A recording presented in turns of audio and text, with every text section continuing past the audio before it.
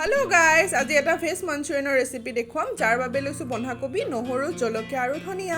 এতিয়া এইখিনি বন্ধাকবিখিনি ভালদৰে সৰু সৰুকৈ কাটি লম আৰু ইয়াত 1 চামুচ নিমখ এড কৰি ভালদৰে মিলাই 10 মিনিটৰ বাবে ইয়াক ঢাকি থম। ইয়া দেখিছে 10 মিনিটৰ পিছত কেনেদৰে ইয়াৰ পৰা পানী ওলাইছে। এতিয়া ভালদৰে পানীখিনি চেপি ল'ব।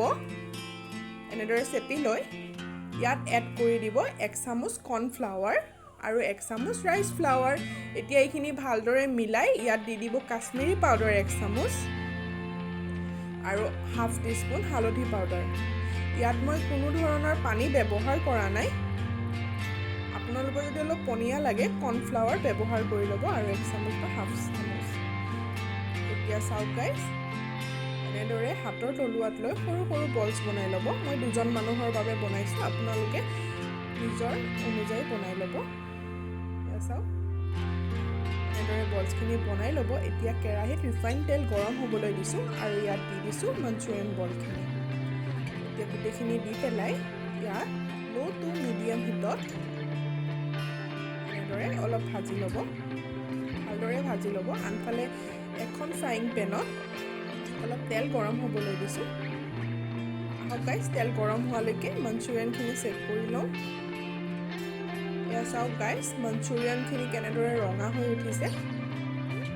এতিয়া বন্ধ কৰি দিব আৰু আনফালে তেল গৰম হ'ব, তাত নহৰু দি দিব আৰু দি দিব কেঁচা জলকীয়া সৰু সৰুকৈ কাটি। আপোনালোকে ইয়াত ভেজিটেবলছো ব্যৱহাৰ কৰিব পাৰে, কেপচিকাম, গাজৰ এনেধৰণে মই কৰা নাই।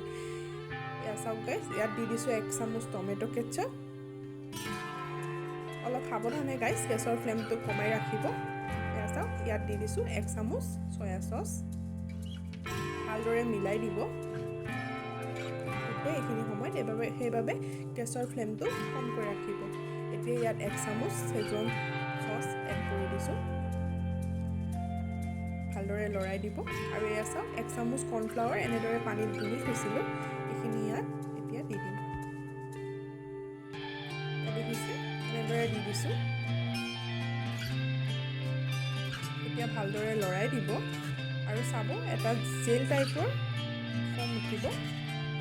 এনেদৰে দেখিছেনে, জেল টাইপৰ বস্তু এটা উঠিছে। এই পৰ্যায়তে আপোনালোকে ইয়াত অলপ পানী ব্যৱহাৰ কৰিব নিজৰ পচন্দ অনুসৰি। মই ইয়াত হাফ বাটি পানী ইউজ কৰিছোঁ। আপোনালোকে যদি অলপ গ্ৰেভিটো বেছি লাগে আপোনালোকে আৰু অলপ পানী ব্যৱহাৰ কৰিব পাৰে। চাওক, ইয়াত অকণমান নিমখ দি দিছোঁ। নিমখ কমকৈ দিছোঁ কাৰণ আগতে বন্ধাকবিত নিমখ দিয়াই হৈ আছে, সেইবাবে। আৰু এতিয়া মাঞ্চুৰিয়ান বলখিনি ইয়াত এড কৰি দিম। এনেদৰে ভালদৰে মিলাই দিম আৰু ইয়াত অকণমান ধনিয়া পাত ব্যৱহাৰ কৰিম। মই এনেদৰে ধনিয়া পাত অকণমান ব্যৱহাৰ কৰিছোঁ। এইখিনি কাম কৰোঁতে গেছৰ ফ্লেমটো বন্ধ ৰাখিব। চাওক গাইজ, মাঞ্চুৰিয়ান বল একেবাৰে ৰেডি।